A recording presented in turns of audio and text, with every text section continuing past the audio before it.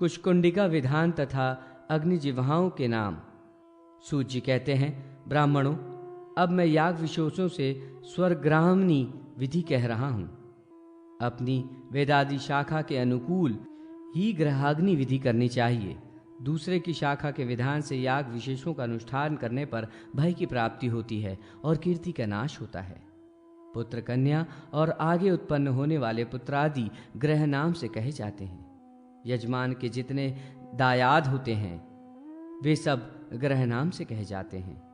उनके संस्कार, याग और शांति कर्म क्रियाओं में अपने ग्रहणादि से ही अनुष्ठान करना चाहिए। आचार्य द्वारा विहित कल्प को दक्ष स्मृति में कहा गया है। आचार्य इन कर्मों में 3 कुशाओं का परिग्रहण करता है। जिस मंत्र में कुशा ग्रहण करता है उसके ऋषि दक्ष, जगती छंद और विष्णु देवता हैं। पृथ्वी के शोधन में भूरसी इस मंत्र का विनियोग करें।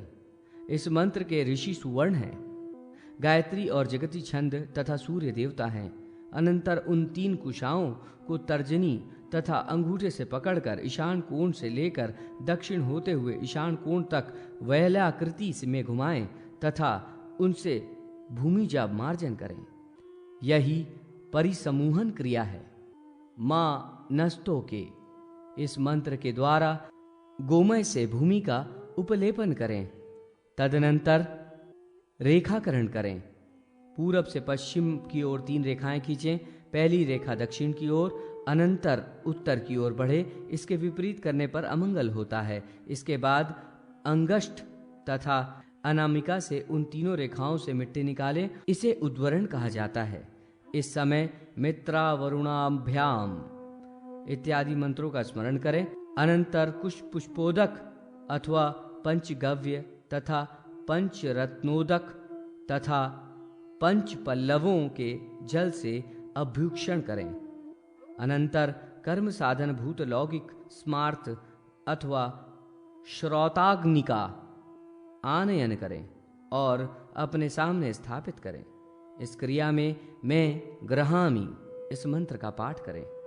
क्रव्यादमग्निम इस मंत्र का उच्चारण करते हुए लाई गई अग्नि से कुछ आग दक्षिण दिशा की ओर फेंक दें। ये क्रव्यादाग्नि कही गई है।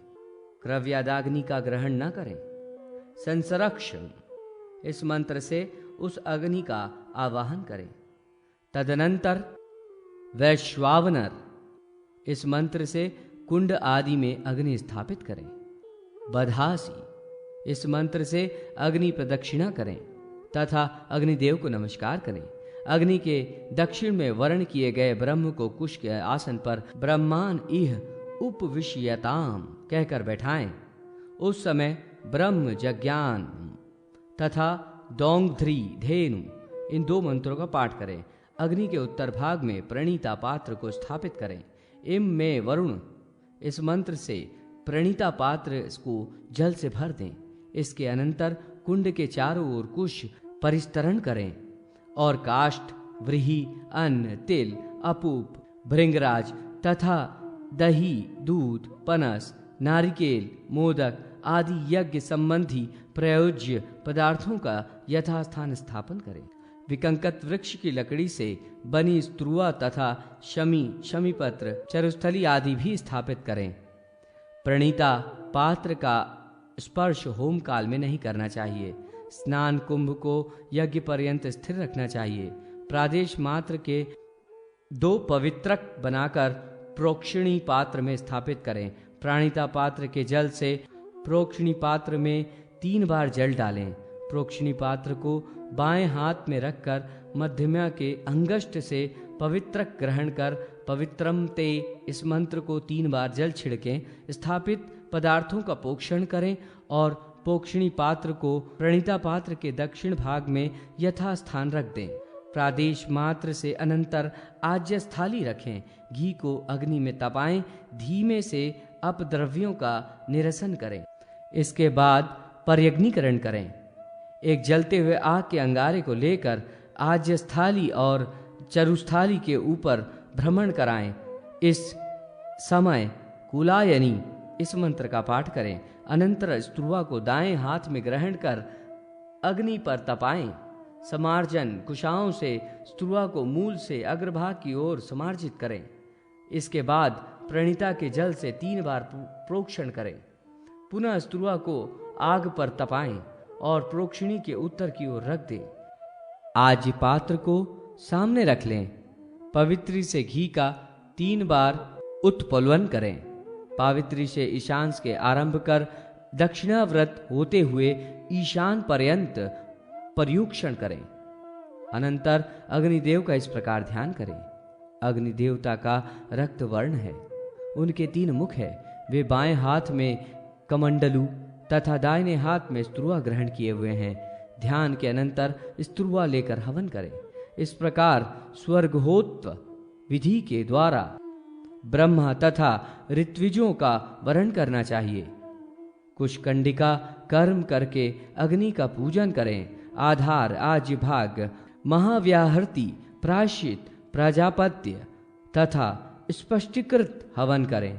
प्रजापति और इंद्र के निमित्त दी गई आहुतियां आधार संज्ञक है। अग्नि और सोम के निमित्त दी जाने वाली आहुतियां आज्य भाग कहलाती हैं। भूर्भुवः स्वः ये 3 महाव्याहृतियां हैं। अयाश्राग्रे इत्यादि 5 मंत्र प्रायश्चित संज्ञक हैं। 1 प्रजापल्य आहुति तथा 1 सृष्टिकृत आहुति। इस प्रकार होम में 14 आहुतियां नित्य संज्ञक हैं। इस प्रकार 14 आहुत्यात्मक हवन कर कर्म निमित्तक देवताओं को उद्देश्य कर प्रधान हवन करना चाहिए। अग्नि की 7 जिह्वाएं कही गई हैं, जिनके नाम इस प्रकार हैं। 1 हिरण्या, 2 कनका, 3 रक्ता, 4 आरक्ता, 5 सुप्रभा, 6 बहुरूपा तथा 7 सती। इन जिह्वा देवियों के ध्यान करने से संपूर्ण फल की प्राप्ति होती। अधिवासन कर्म एवं यज्ञ कर्म में उपयोज्य उत्तम ब्राह्मण तथा धर्म देवता का स्वरूप। सूत जी कहते हैं, ब्राह्मणों, देव प्रतिष्ठा के पहले दिन देवताओं का अधिवासन करना चाहिए और विधि के अनुसार अधिवासन के पदार्थ, धान्य आदि की प्रतिष्ठा कर यूप आदि को भी स्थापित कर लेना चाहिए। कलश के ऊपर गणेश जी की स्थापना कर दिक्पाल और ग्रहों का पूजन करना चाहिए। तड़ाक तथा उद्यान की प्रतिष्ठा में प्रधान रूप से ब्रह्मा की शांति याग में तथा प्रपायाग में वरुण की, शव प्रतिष्ठा में शिव की और सोम, सूर्य तथा विष्णु तथा अन्य देवताओं का भी पाद्य अर्घ आदि से अर्चन करना चाहिए।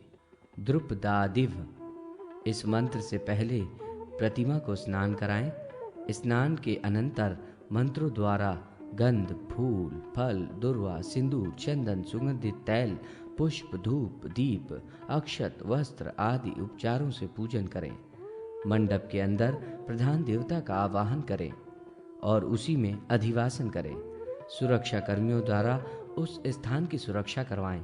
तदनंतर आचार्य, यजमान और ऋत्विक मधुर पदार्थों का भोजन करें। बिना अधिवासन कर्म संपन्न किए देव प्रतिष्ठा का कोई फल नहीं होता। नित्य नैमित्तिक अथवा काम्य कर्मों के विधि के अनुसार कुप मंडप की रचना कर हवन कार्य करना चाहिए। ब्राह्मणों, यज्ञ कार्य में अनुष्ठान के प्रमाण से 8 होता, 8 द्वारपाल और 8 याचक ब्राह्मण होने चाहिए। ये सभी शुद्ध ब्राह्मण पवित्र तथा उत्तम लक्षणों से संपन्न वेद मंत्रों में पारंगत होने चाहिए। एक जप करने वाले जापक का भी वर्ण करना चाहिए। ब्राह्मणों की गंध, माल्य, वस्त्र तथा दक्षिणा आदि के द्वारा विधि के अनुसार पूजा करनी चाहिए। उत्तम सर्व लक्षण संपन्न तथा विद्वान ब्राह्मण न मिलने पर किए गए यज्ञ का उत्तम फल प्राप्त नहीं होता। ब्राह्मण वर्ण, समय, गोत्र और नाम का निर्देश करें। तुलना पुरुष के दान में, स्वर्ण पर्वत के दान में, वत्सोत्सर्ग के दान में एवं कन्यादान में गोत्र के साथ प्रवर का भी उच्चारण करना चाहिए। मृत भार्या वाला कृपण, शूद्र के घर में निवास करने वाला बौना, वृषलीपति, बंधुद्वेषी, गुरुद्वेषी, स्त्रीद्वेषी, हीनाग्न, अधिकाग्न, भंतदंत, दाम्भिक, प्रतिग्राही, कुनखी, व्याभिचारी, कुष्ठी, निद्रालु, व्यसनी, अधीक्षित, मायावर्णी, अपूर्ण तथा केवल अपना ही भरण पोषण करने वाला ये सब यज्ञ के पात्र नहीं है। ब्राह्मणों के वर्ण एवं पूजन के मंत्रों के भाव इस प्रकार हैं। आचार्य देव, आप ब्रह्म की मूर्ति हैं, इस संसार से मेरी रक्षा करें। गुरु, आपके प्रसाद से ही ये यज्ञ करने का सुअवसर मुझे प्राप्त हुआ है। चिरकाल तक मेरी कीर्ति बनी रहे। आप मुझ पर प्रसन्न होएं, जिससे मैं ये कार्य सिद्ध कर सकूं। आप सब भूतों के आदि हैं, संसार रूपी समुद्र से पार कराने वाले हैं। ज्ञान रूपी अमृत के आप आचार्य हैं। आप यजुर्वेद स्वरूप हैं, आपको नमस्कार है। ऋत्विज गणों, आप षडंग वेदों के ज्ञाता हैं। आप हमारे लिए मोक्षप्रद हों। मंडल में प्रवेश करके उन ब्राह्मणों को अपने अपने स्थानों पर क्रमशः आदर से बिठाएं।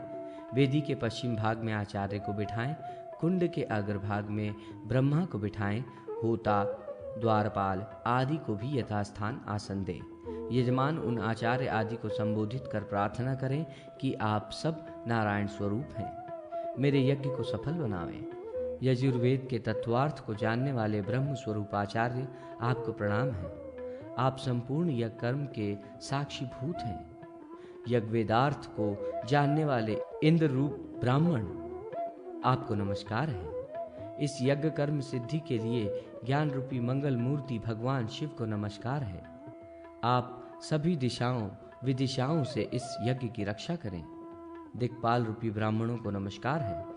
व्रत, देवार्चन तथा यागादि कर्म संकल्प पूर्व करने चाहिए।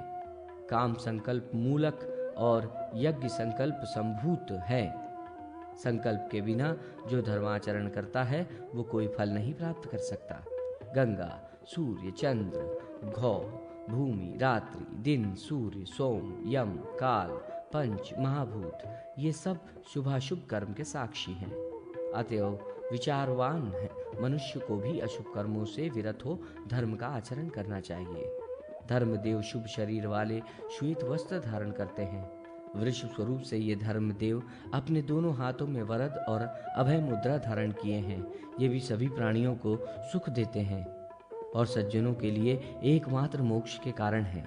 इस प्रकार के स्वरूप वाले भगवान धर्मदेव सत्य पुरुषों के लिए कल्याणकारी हों तथा सबकी रक्षा करें। प्रतिष्ठा मुहूर्त एवं जलाशय आदि की प्रतिष्ठा विधि। सूत जी कहते हैं, ब्राह्मणों, ऋषियों ने देवताओं आदि की प्रतिष्ठा में माघ, फाल्गुन आदि 6 मास नियत किए हैं। जब तक भगवान विष्णु शयन नहीं करते तब तक प्रतिष्ठा आदि कार्य करने चाहिए। शुक्र, गुरु, बुध, सोम, ये 4 वार शुभ हैं। जिस लग्न में शुभ ग्रह स्थित हों एवं शुभ ग्रहों की दृष्टि पड़ती हो उस लग्न में प्रतिष्ठा करनी चाहिए। तिथियों में द्वितीया, तृतीया, पंचमी, सप्तमी, दशमी, त्रयोदशी तथा पूर्णिमा तिथियां उत्तम हैं। प्राण प्रतिष्ठा एवं जलाशय आदि कार्य प्रशस्त शुभ मुहूर्त में ही करने चाहिए। देव प्रतिष्ठा और बड़े योगों में 16 हाथ एवं 4 द्वारों से युक्त मंडप का निर्माण करके उसके दशा विदिशाओं से शुभ्र ध्वजाएं फहरानी चाहिए। पाकड़, गूलर, पीपल तथा बरगद के तोरण चारों द्वारों पर पूर्वादि क्रम से बनाएं। मंडप को मालाओं आदि से अलंकृत करें। दिक्पालों की पताकाएं उनके वर्णों के अनुसार बनवानी चाहिए। मध्य में नीलकर्ण की पताका लगानी चाहिए। ध्वज दंड यदि 10 हाथ का हो तो पताका 5 हाथ की बनवानी चाहिए। मंडप के द्वारों पर कतली स्तंभ रखना चाहिए तथा मंडप को सुसज्जित करना चाहिए। मंडप के मध्य में एवं कोणों में वेदियों की रचना करनी चाहिए। योनि और मेखला मंडित कुंडला तथा वेदी पर सर्वतोभद्र चक्र का निर्माण करना चाहिए। कुंड के ईशान भाग में कलश की स्थापना कर उसे माला आदि से अलंकृत करना चाहिए। यजमान पंचदेव एवं यज्ञेश्वर नारायण को नमस्कार कर प्रतिष्ठा आदि क्रिया का संकल्प करके ब्राह्मणों से इस प्रकार की अनुज्ञा प्राप्त करें। मैं इस पुण्य देश के शास्त्रोक्त विधि से जलाशय आदि की प्रतिष्ठा करूंगा। आप सभी मुझे इसके लिए आज्ञा प्रदान करें। ऐसा कहकर मात्र श्राद्ध एवं वृद्धि श्राद्ध संपन्न करें।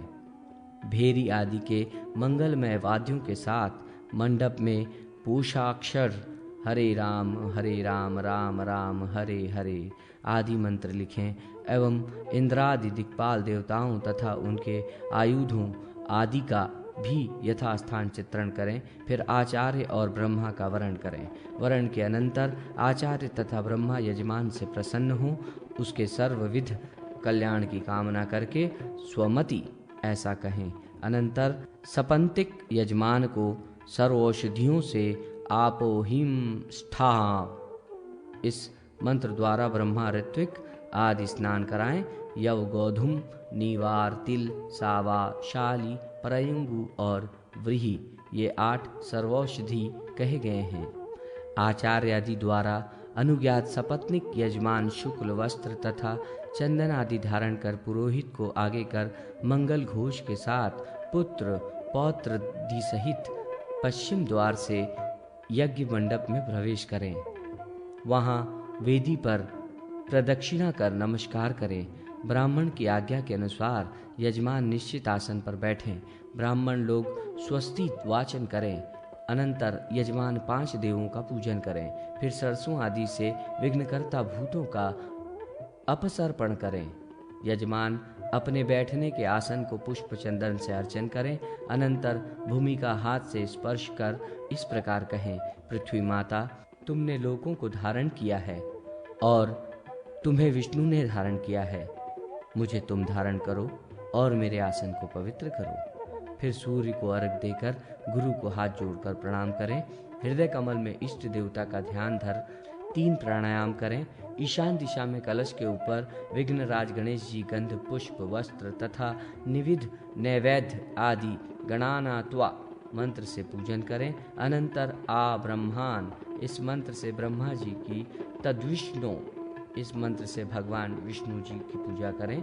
फिर वेदी के चारों ओर सभी देवताओं को स्व स्थान पर स्थापित कर उनका पूजन करें। इसके बाद राजाधिराजाय प्रसह इस मंत्र से भूशुद्धि कर श्वेत पद्मासन पर विराजमान सुस्फटिक तथा शंख कुंद एवं इंदु के समान उज्ज्वल वर्ण किरीट कुंडलधारी श्वेत कमल श्वेत माला और श्वेत वस्त्र से अलंकृत श्वेत गंध से अनुलिप्त हाथ में पास लिए हुए सिद्ध गंधर्वों तथा देवताओं से स्तूयमान नागलोक की शोभा रूप मकर ग्राह कूर्म आदि नाना जलचरों से आवृत जलशायी भगवान वरुण देव का ध्यान करें। ध्यान के अनंतर पंचांग न्यास करें। अर्घ स्थापन कर मूल मंत्र का जाप करें तथा उस जल से आसन यज्ञ सामग्री आदि का प्रोक्षण करें। फिर भगवान सूर्य को अर्घ दें। अनंतर ईशान कोण में भगवान गणेश, अग्नि कोण में गुरु पादुका तथा अन्य देवताओं का यथाक्रम पूजन करें। मंडल के मध्य में शक्ति सागर अनंत पृथ्वी आधार शक्ति कूर्म सुमेरु तथा मंदर और पंच तत्वों का शांगोपांग पूजन करें। पूर्व दिशा में कलश के ऊपर श्वेत अक्षत और पुष्प लेकर भगवान वरुण देव का आवाहन करें। वरुण को 8 मुद्रा दिखाएं, गायत्री से स्नान कराएं तथा पाद्य अर्घ पुष्पांजलि आदि उपचारों से वरुण का पूजन करें। ग्रहों लोकपालों 10 दिक्पालों तथा पीठ पर ब्रह्मा शिव गणेश और पृथ्वी का गंध चंदन आदि से पूजन करें। पीठ के ईशान आदि कोणों में कमला अंबिका विश्वकर्मा सरस्वती तथा पूर्वादि द्वारों में 49 मरुद्वनों का पूजन करें। पीठ के बाहर पिशाच राक्षस भूत वेताल आदि की पूजा करें। कलश पर सूर्यादि नवग्रहों का आवाहन कर ध्यान कर पाद्य अर्घ गंध अक्षत पुष्प नैवेद्य एवं बलि आदि द्वारा मंत्र पूर्वक उनकी पूजा करें और उनकी पताकाएं उन्हें निवेदित करें। विधि पूर्वक सभी देवताओं का पूजन कर शत्र रुद्र का पाठ करना चाहिए। हवन करने के समय वारुण सूक्त, रात्रि सूक्त, रौद्र सूक्त, पवमान सूक्त, पुरुष सूक्त, शाक्त सूक्त, अग्नि सूक्त, सौर सूक्त, ज्येष्ठ शाम, वामदेव शाम, रंथर शाम तथा रक्षोघ्न आदि सूक्तों का पाठ करना चाहिए।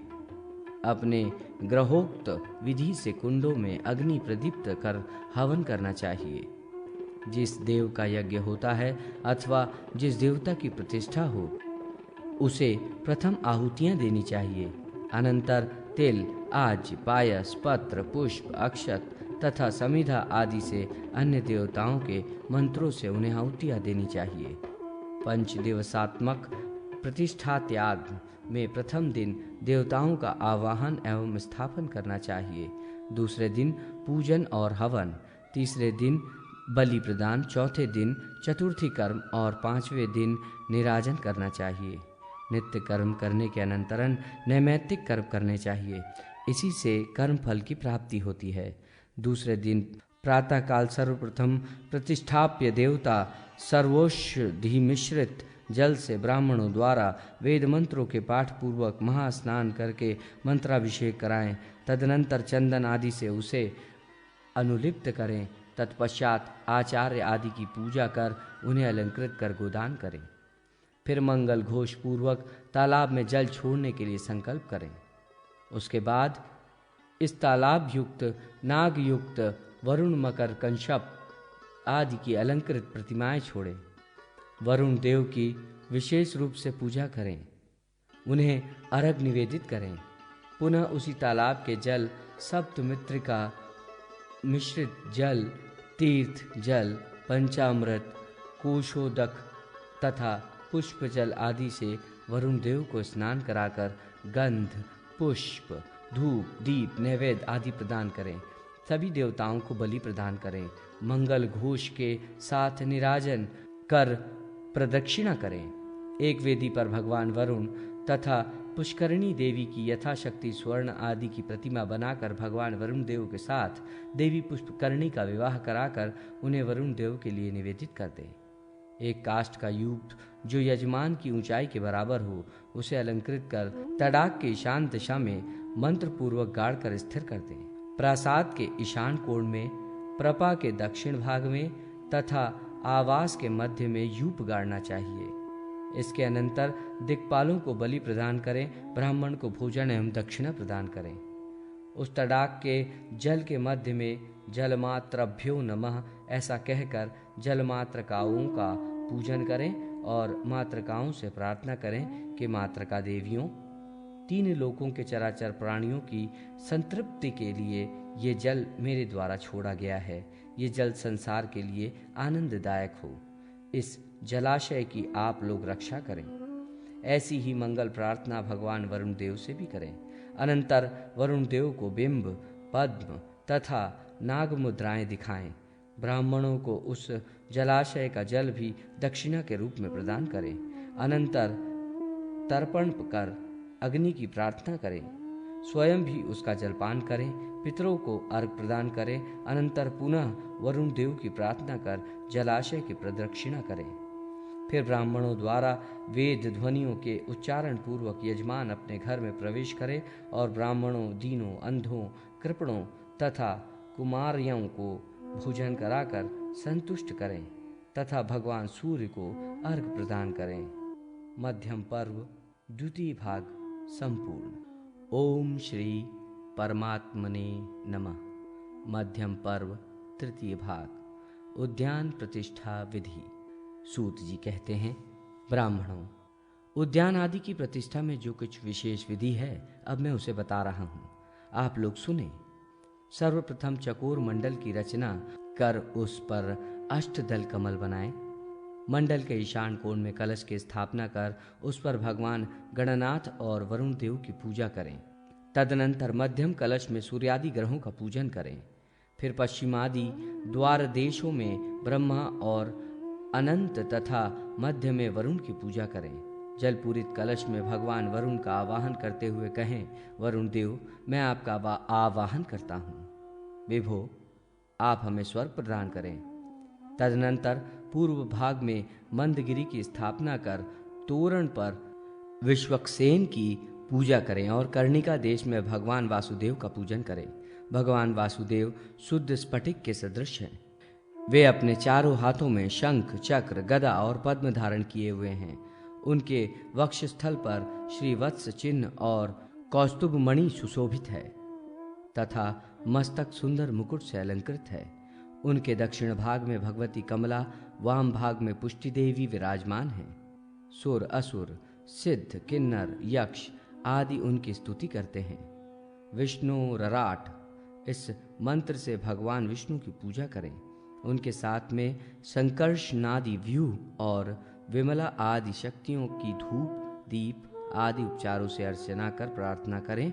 उनके सामने घी का दीप जलाएं और गुग्गुल का धूप प्रदान कर घृत मिश्रित खीर का नैवेद्य लगाएं। कर्णिका के दक्षिण की ओर कमल के ऊपर स्थित सोम का ध्यान करें। उनका वर्ण शुक्ल है, वे शांत स्वरूप है। वे अपने हाथों से वरद अभय मुद्रा धारण किए हुए हैं एवं केयूरादि धारण करने के कारण अत्यंत शोभित हैं। इमं देवा, इस मंत्र से इनकी पूजा कर इन्हें घृत मिश्रित भात का नैवेद्य अर्पण करें। पूर्व आदि दिशाओं में इंद्र, जयंत, आकाश, वरुण, अग्नि, ईशान, तत्पुरुष तथा वायु की पूजा करें। कर्णिका के वाम भाग में शुक्ल वर्ण वाले महादेव का त्र्यंबकम, इस मंत्र से पूजन कर नैवेद्य आदि प्रदान करें। भगवान वासुदेव के लिए हविष्य से 8, सोम के लिए 28 तथा शिव के लिए 2 खीर की आहुतियां दें। गणेश जी को घी की 1 आहुति दें। ब्रह्मा एवं वरुण के लिए 1-1 आहुति और ग्रहों एवं दिक्पालों के लिए विहित समिधाओं तथा घी से 1-1 आहुतियां दें। अग्नि की 7 जिह्वाएं कराली, धूमली, श्वेता, लोहिता, स्वर्णप्रभा, अतिरक्ता और पद्मरागा को भी मंत्रों से घृत एवं मधुमिश्रित हरिष्या द्वारा 1-1 आहुति प्रदान। इसी प्रकार अग्नि, सोम, इंद्र, पृथ्वी और अंतरिक्ष के निमित्त मधु और शीर युक्त यवों से 1-1 आहुतियां प्रदान करें। फिर गंध पुष्पादि से उनकी पृथक पृथक पूजा करके रुद्र सूक्त तथा सौर सूक्त का जप करें। अनंतर युग को भली भांति स्नान कराकर और उसका मार्जन कर उसे उद्यान के मध्य में गाड़ दें। युग के प्रांत भाग में सोम तथा वनस्पति के लिए ध्वजाओं को लगा दें। कोदात्स्कस्मा, इस मंत्र से वृक्षों का कर्णवेद संस्कार करें। एक तीखी सुई से वृक्ष के दक्षिण तथा वाम भाग के 2 पत्तों का छेदन करें। 9 ग्रहों की तृप्ति के लिए लड्डू आदि का भोग लगाएं तथा बालक और कुमारियों को मालपुआ खिलाएं। रंजीत सूत्रों से उद्यान के वृक्षों को आवेष्टित करें। उन वृक्षों को जल आदि का प्राशन कराएं और मंत्र प्रार्थना करें। तात्पर्य ये कि विधि पूर्वक उद्यान आदि में लगाए गए वृक्ष ऊपर से यदि कोई गिरकर मर जाए या अस्थि टूट जाए तो उसके पाप का भागी वृक्ष लगाने वाला नहीं होता। उद्यान के निमित्त पूजा आदि कर्म कराने वाले आचार्य को स्वर्ण, धान, गाय तथा दक्षिणा प्रदान कर उनकी प्रदक्षिणा करें। ऋत्विक को भी स्वर्ण, रजत आदि दक्षिणा में दें। ब्रह्मा को भी दक्षिणा देकर संतुष्ट करें एवं अन्य सदस्यों को प्रसन्न करें। अनंतर यजमान स्थापित अधिकलश के जल से स्नान करें। सूर्यास्त के पूर्व ही पूर्णाहुति संपन्न करें। संपूर्ण कार्य पूर्ण कर अपने घर जाएं और विप्रों के द्वारा वहां पर बल, काम, हयग्रीव, माधव, पुरुषोत्तम, वासुदेव, धनाध्यय और नारायण और पंचगव्य मिश्रित दधि भात का नैवेद्य समर्पण। बल आदि देवताओं की पूजा करने के पश्चात दक्षिण की ओर स्योना पृथ्वी, इस मंत्र से पृथ्वी देवी का पूजन करें। मधु मिश्रित प्रायसान्न नैवेद्य अर्पित करें। पृथ्वी देवी शुद्ध कांचन वर्ण की आभा से युक्त, हाथ में वरद और अभय मुद्रा धारण किए संपूर्ण अलंकारों से अलंकृत है। घर के वाम भाग में विश्वकर्मा का यजन करें। विश्वकर्मन, ये मंत्र उनके पूजन में विनियुक्त है। भगवान विश्वकर्मा का वर्ण शुद्ध स्फटिक के समान है। ये शूल और टंक को धारण करने वाले हैं तथा शांत स्वरूप हैं। इन्हें मधु और पिष्टक की बलि दें। अनंतर कौष्मांड शुक्त और पुरुष शुक्त का पाठ करें। इसी पृथ्वी होम कर्म से मधु और पायस युक्त हविष्य से 8 आहुतियां दें तथा उन देवताओं को 1-1 आहुतियां दें। उद्यान के चारों ओर अथवा बीच बीच में उद्यान की रक्षा के लिए मेड़ों का निर्माण करें, जिन्हें धर्म सेतु कहा जाता है। उद्यान की दृढ़ता के लिए विशेष प्रबंध करें। धर्म सेतु का निर्माण कर उस पे इस प्रकार की प्रार्थना करें। तात्पर्य ये कि यदि कोई व्यक्ति इस धर्म सेतु मेड़ पर से चलते समय गिर जाए, फिसल जाए, तो इस धर्म सेतु के निर्माण का कोई पाप मुझे न लगे, क्योंकि इस धर्म सेतु का निर्माण मैंने धर्म की अभिवृद्धि के लिए किया है। इस स्थान पर आने वाले प्राणियों की ये धर्म सेतु रक्षा करते हैं। वेदाध्ययन आदि से जो पुण्य होता है, वो पुण्य इस धर्म सेतु के निर्माण करने पर प्राप्त होता है।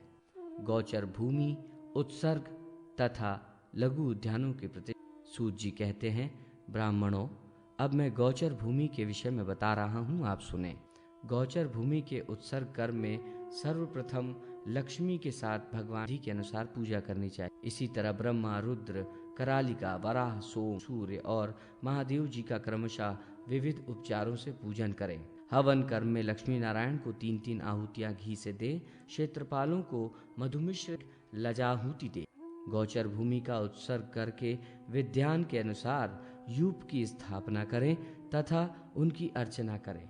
वह यूप 3 हाथ ऊंचा और नागफनों से युक्त हो। उसे एक हाथ से भूमि के मध्य गाड़ना चाहिए। अनंतर विश्वेशा इस मंत्र का उच्चारण करें। नगाधिपतिये नमः, अच्युताय नमः तथा भौमाय नमः कहकर यूप के लिए लाजा निवेदित करें। मयि ग्रहाम्य इस मंत्र से रुद्रमती स्वरूप उस यूप की पंचोपचार पूजा करें। आचार्य को अन्न, वस्त्र और दक्षिणा दें तथा होता एवं अन्य ऋत्विजों को भी अविष्ट दक्षिणा दें। इसके बाद उस गोचर भूमि में रत्न छोड़कर मंत्र को पढ़ते हुए गोचर भूमि का उत्सर्ग कर दें। शिवलोक स्वरूप यह गोचर भूमि, गोलोक तथा गौएं सभी देवताओं द्वारा कल्याण की कामना मैंने ये भूमि गौओं के लिए प्रदान कर दी है। इस प्रकार जो समाहित चित्त होकर गौओं के लिए गौचर भूमि समर्पित करता है, वो सभी पापों से मुक्त होकर विष्णु लोक में पूजित होता है। गौचर भूमि में जितनी संख्या में तृण गुल्म उगते हैं, उतने हजारों वर्ष तक स्वर्ण लोक में प्रतिष्ठित होता है। गौचर भूमि की सीमा भी निश्चित करनी चाहिए। उस भूमि की रक्षा के लिए पूर्व में वृक्षों का रोपण करें, दक्षिण में सेतु बनाएं, पश्चिम में कटीले वृक्ष लगाएं और उत्तर में कूप करें। ऐसा करने से कोई भी गोचर भूमि की सीमा का लंघन नहीं कर सकेगा। उस भूमि को जलधारा और घास से परिपूर्ण करें। नगर या ग्राम दक्षिण दिशा में गौचर भूमि छोड़नी चाहिए। जो व्यक्ति किसी अन्य प्रयोजन से गौचर भूमि को जोतता, खोदता या नष्ट करता है, वो अपने कुलों को पात की बनाता है और अनेक ब्रह्म हत्याओं से आक्रांत हो जाता है। जो भली भांति दक्षिणा के साथ गोचर भूमि का दान करता है, वो उस भूमि के जितने तृण हैं, उतने समय तक स्वर्ग और विष्णु लोक में गौचर भूमि छोड़ने के बाद ब्राह्मणों को संतुष्ट करें। वृषोत्सर्ग में जो भूमि दान करता है, वो प्रेत योनि को प्राप्त नहीं। गौचर भूमि के उत्सर्ग में के समय जो मंडप बनाता है, उसमें भगवान वासुदेव और सूर्य का पूजन तथा तिल गुड़ के 8-8 आहुतियों से हवन करना चाहिए। देही में इस मंत्र से मंडप के ऊपर 4 शुक्ल घट स्थापित करें। अनंतर सौर सूक्त और वैष्णव सूक्त का पाठ करें।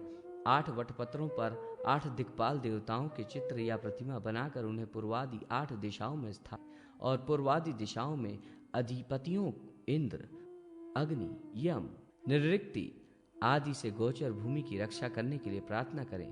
प्रार्थना के बाद चारों वर्णों की, मृग एवं पक्षियों की अवस्थिति के लिए, विशेष रूप से भगवान वासुदेव की प्रसन्नता के लिए गोचर भूमि का उत्सर्जन करना चाहिए। गौचर भूमि के नष्ट भ्रष्ट हो जाने पर, घास के जीर्ण हो जाने पर तथा पुनः घास उगाने के लिए पूर्वव्रत प्रतिष्ठा करनी, जिससे गौचर भूमि अक्षय बनी रहे। प्रतिष्ठा कार्य से निमित्त भूमि के खोदने आदि में कोई जीव जंतु मर जाए तो उसमें मुझे पाप न लगे, प्रयुक्त धर्म ही हो और इस गोचर भूमि के निर्माण करने वाले मनुष्यों, पशु पक्षियों, जीव जंतुओं का आपके अनुग्रह से निरंतर कल्याण हो, ऐसी भगवान से प्रार्थना करनी चाहिए। अनंतर गोचर भूमि को त्रिगुणित पवित्र धागे द्वारा 7 बार आवेष्टित कर दें। आवेष्टन के समय सुत्रामाणम पृथ्वी इस ऋचा का पाठ करें। अनंतर आचार्य को दक्षिणा दें। मंडप में ब्राह्मणों को भोजन कराएं। दीन अंध एवं कृपणों को संतुष्ट करें। इसके बाद मंगल ध्वनि के साथ अपने घर में प्रवेश करें। इसी प्रकार तालाब, कुआं, कूप आदि की भी प्रतिष्ठा करनी चाहिए।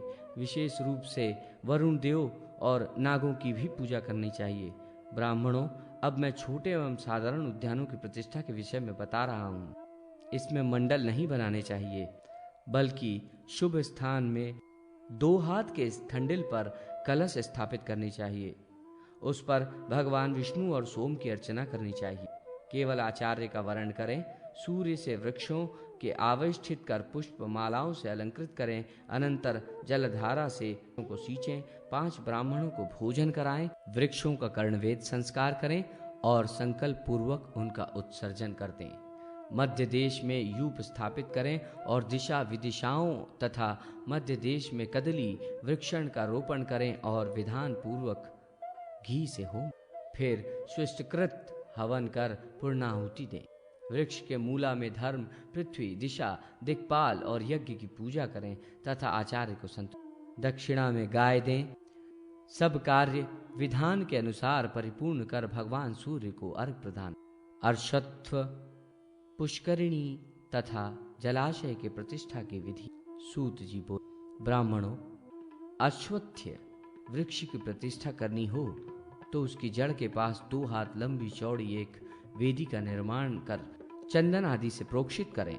उस पर कमल की रचना और अर्घ प्रदान करें। प्रथम दिन रात्रि में तद्विष्णु इस मंत्र द्वारा कलश स्थापन कर गंध, चंदन, दुर्वा अर्थात अक्षत समर्पण करें। चंदन लिप्त श्वेत सूत्रों से कलश आवेष्टित करें। प्रथम कलश के ऊपर गणेश जी का, दूसरे कलश के ऊपर ब्रह्मा जी का पूजन करें। दिशाओं में दिक्पाल और वृक्ष के मूल में नवग्रहों का पूजन अर्चन करें। वृक्ष के मूल में विष्णु, मध्य में शंकर तथा आगे ब्रह्मा जी की पूजा हवन करें।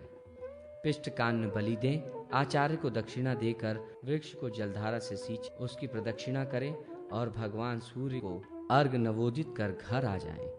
बावली आदि प्रतिष्ठा में प्रथम भूत शुद्धि करके सूर्य को अर्घ प्रदान करें। तदनंतर गणेश, गुरु पादुका, जय और भद्र का समाहित होकर पूजन करें। मंडल के मध्य आधार, शक्ति, अनंत तथा कर्म की पूजा करें। चंद्र, सूर्य आदि का भी मंडल में पूजन करें।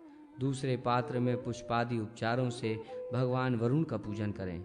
कमल के पूर्वार्धी पत्रों में इंद्रादि दिक्पालों की, उनके आयुधों की तथा मध्य में ब्रह्मा जी की पूजा करें।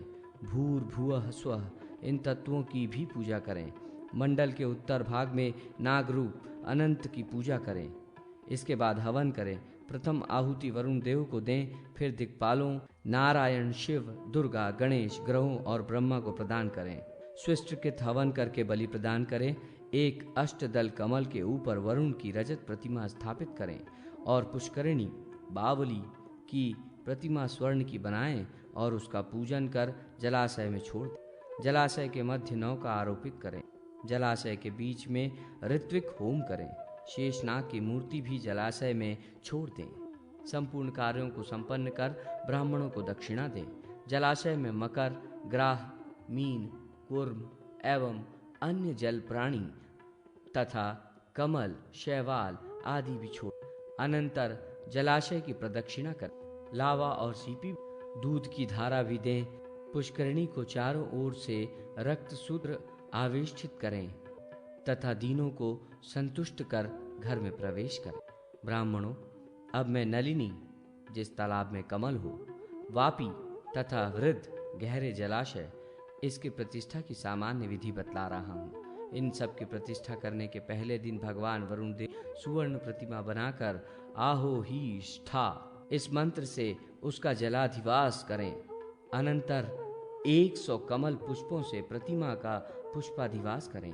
तत्पश्चात मंडल में आकर पूर्व मुख बैठें और कलश पर गणेश, वरुण, शंकर, ब्रह्मा, विष्णु एवं सूर्य की पूजा करें। वरुण के लिए घी पायास की आहुति दें।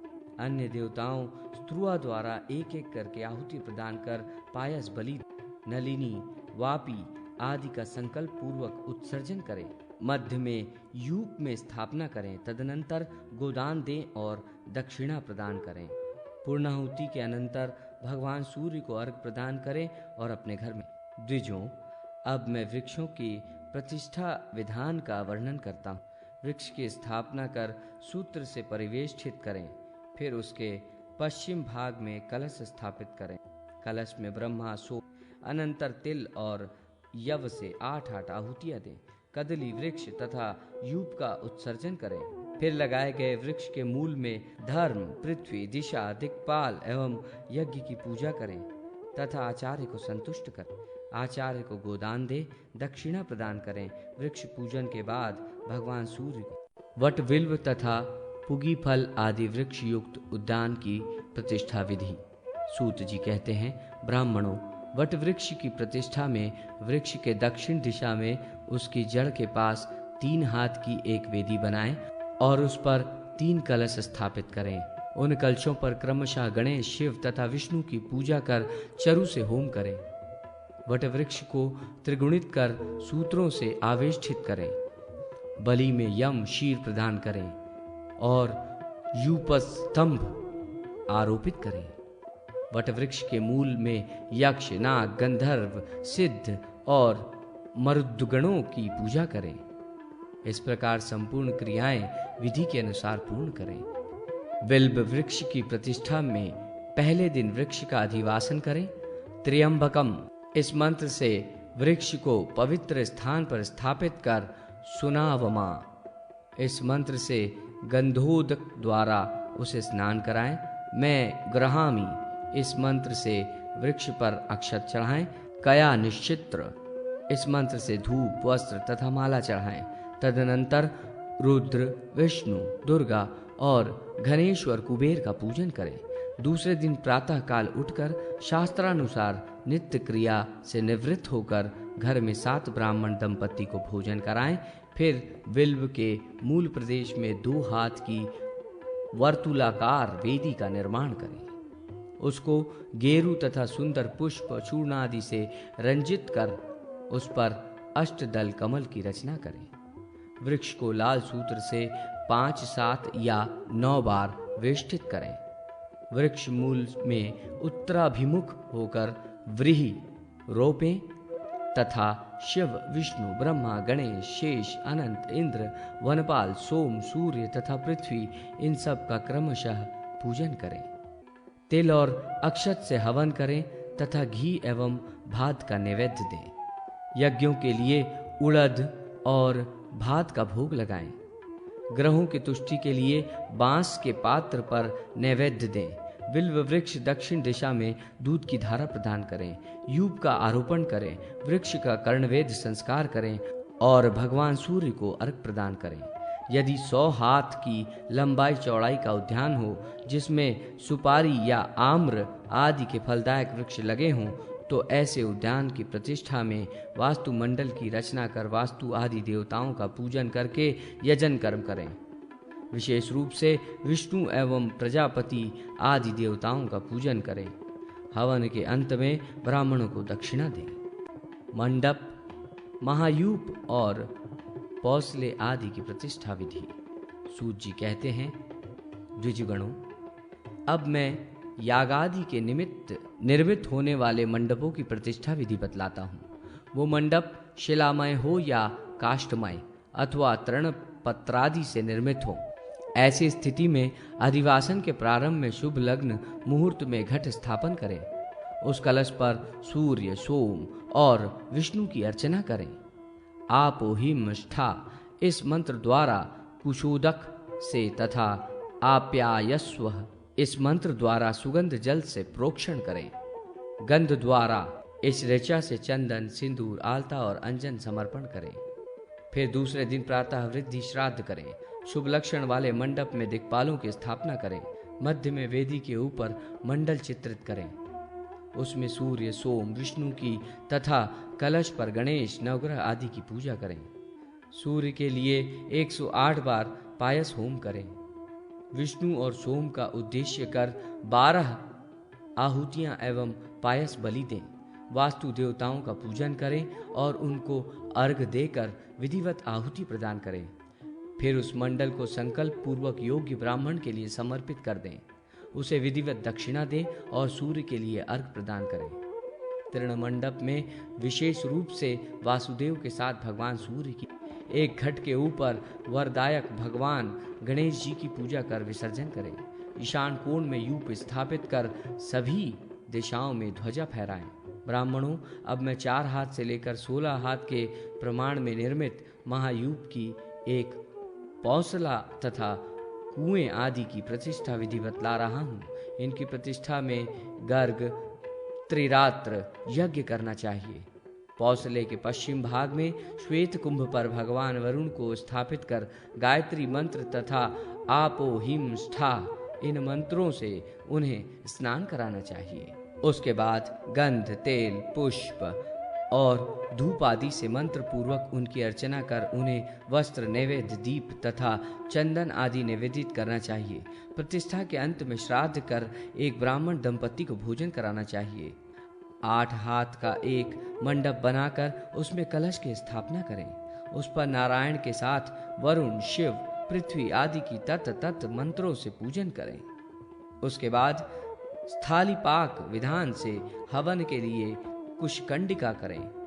भगवान वरुण का पूजन कर स्त्रुआ द्वारा उन्हें वरुणस्य आदि मंत्रों से 10 आहुतियां प्रदान करें। अन्य देवताओं के लिए क्रमशः 1-1 आहुति दें। उसके बाद स्विष्टिकृत हवन करें और अग्नि की 7 जिह्वाओं के नाम से चरु का हवन करें। तदनंतर सभी को नैवेद्य और बलि प्रदान करें।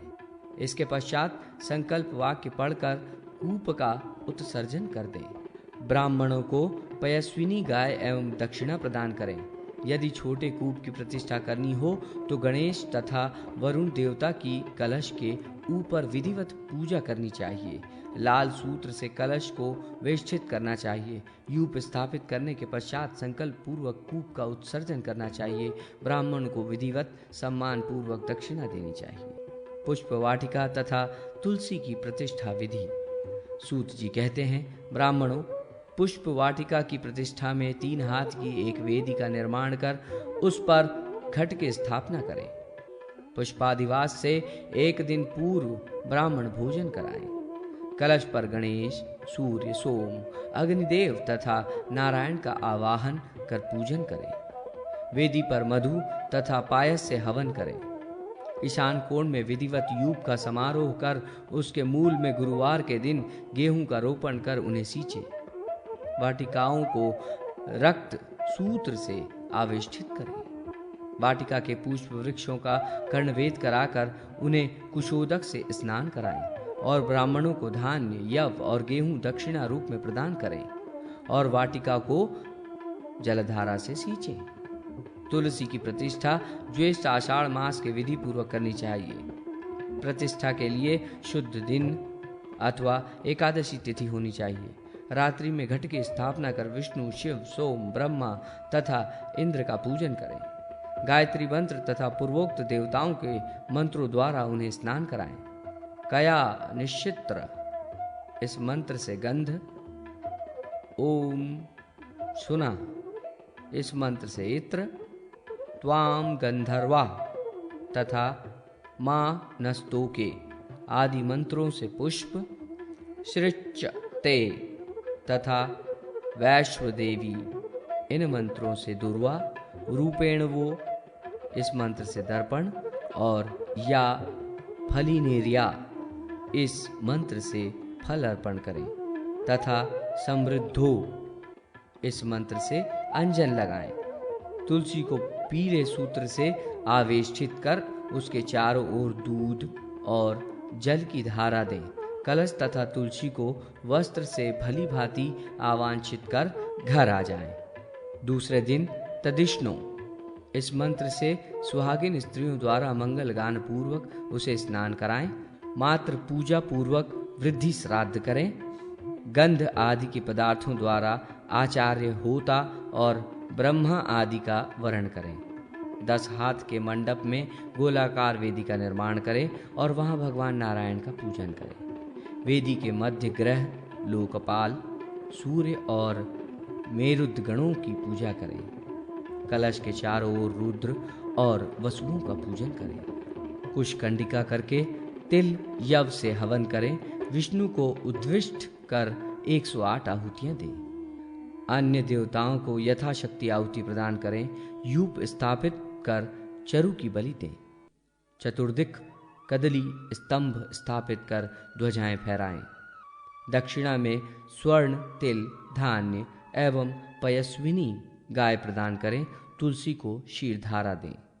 कुछ ऐसे भी वृक्ष हैं जिनकी प्रतिष्ठा नहीं होती, जैसे जयंती, सोम वृक्ष, सोमवट, पनस, कदम्ब, निम्ब, कनकपाटला, शालमली, निम्बक, बिंब, अशोक आदि। इनके अतिरिक्त भद्रक, शमीकूण, चंडातक, बक तथा खदिर आदि वृक्षों की प्रतिष्ठा तो करनी ही चाहिए, किंतु इनका कर्णवेद संस्कार नहीं करना चाहिए। एकाह प्रतिष्ठा तथा काली आदि देवियों की प्रतिष्ठा विधि। सूत जी ने कहा, ब्राह्मणों, कलयुग में अल्प सामर्थ्यवान व्यक्ति देवता भगवान उत्तरायण के हों तब प्रतिष्ठादि कार्य करने चाहिए। शरतकाल व्यतीत हो जाने पर वसंत ऋतु में यज्ञ का आरंभ करना चाहिए। नारायण आदि मूर्ति क्रिया से पंचगव्य से स्नान कराएं। कुंभ के प्रतिमा को स्नान कराकर शिवलिंग का परिवार के साथ पूजन करें। विधि पूर्वक तिलमयी या स्वर्णमयी अथवा साक्षात गौ का दान करें। हवन की समाप्ति पर शुद्ध घृत से वसुधारा प्रदान करें। इसी तरह सूर्य, गणेश व्रत करना चाहिए। देवी की प्रतिष्ठा में कुमारी पूजन भी करना चाहिए।